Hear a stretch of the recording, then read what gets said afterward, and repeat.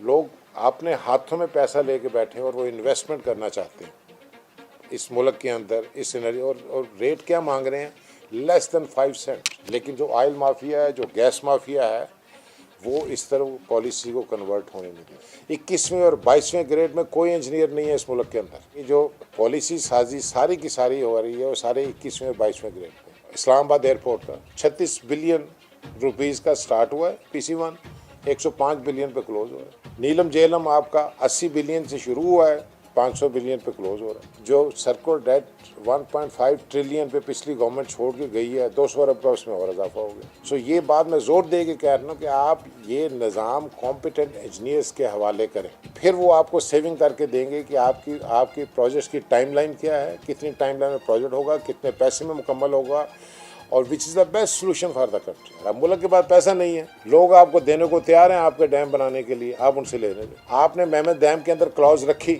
کہ جو کمپنی بڈ کرے گی وہ اپنے ساتھ اس کی بھی بڈ کرے گی کہ فائنانس جنریٹ کرے, فائنانس لے کے آئے گی. بعد میں نکال دیا آپ ٹی وی پہ آگے ہم کہتے ہیں جہاں ہمارے پاس پیسہ نہیں ہے.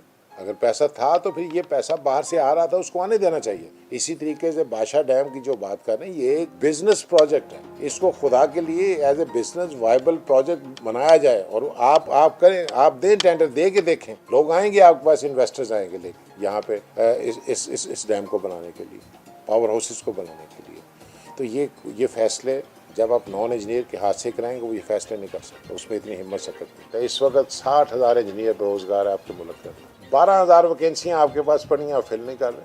اگر اس ملک نے خوشحال ہونا ہے, اگر اس ملک کے فیصلے صحیح ہاتھوں میں جانے ہیں, صحیح طریقے سے کام ہونے ہیں, تو پھر انجینئر کو اس کا رول دینا پڑے گا, سوسائٹی کو دینا پڑے گا اور گورنمنٹ کو دینا پڑے گا. سوسائٹی دینے کو تیار ہے, گورنمنٹ دینے کو تیار نہیں ہے, چاہے کرنٹ گورنمنٹ ہو چاہے اس سے پہلے کی حکومت ہو. یہ ذرا آپ اس کو ہائی لائٹ کریں اس ایشو کو, کیونکہ یہ بنیادی طور پہ جو لڑائی ہے وہ ہمیں ایک بہت طاقتور طبقے کے ساتھ ہے جس کو آپ بیوروکریسی کہتے ہیں, تو وہ اس کو آگے موقع نہیں ملنے دے رہے. لیکن اب ہم نے فیصلہ کیا کہ اگر یہ جنگ ہمیں لڑنی ہے تو کاغذوں سے باہر نکل کر لڑنی پڑے گی, اس لیے ہم آپ کے پاس آئیں.